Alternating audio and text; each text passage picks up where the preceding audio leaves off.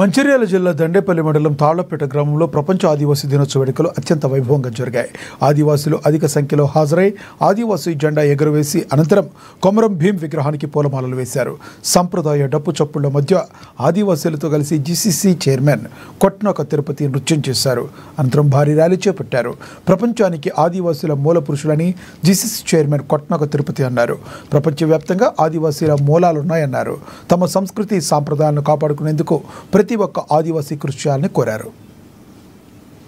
ప్రపంచవ్యాప్తంగా మొత్తం కూడా 137 దేశాలలో ఐక్యరాజ్య సమితి ఆ రోజు ఆదివాసుల జీవన శైలిని దృష్టిలో పెట్టుకొని వారి ఆచార వ్యవహారాలు, వారి కట్టుబొట్లు, వాళ్ళ జీవన శైలి దృష్టిలో పెట్టుకొని ఈరోజు ప్రపంచవ్యాప్తంగానే పెద్ద ఎత్తున ఆదివాసులందరూ కూడా ఈరోజు సంబరాలు జరుపుకోవడం జరుగుతుంది. దాంట్లో భాగంగానే ఈరోజు పెద్ద ఎత్తున ఉమ్మడి ఆదిలాబాద్ జిల్లాలో ఆదివాసులందరూ కూడా కుల మతాల భేదాభిప్రాయాలు లేకుండా పెద్ద ఎత్తున ఈ కార్యక్రమాలు జరుపుకుంటూ వారు ఈ దినోత్సవాన్ని జరుపుకోవడం జరుగుతుంది.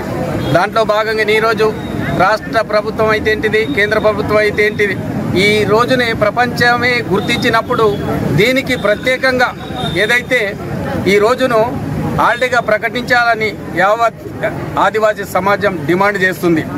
ఎందుకంటే వీరు అడవులలో ఉండి అడవుల మీద ఆధారపడి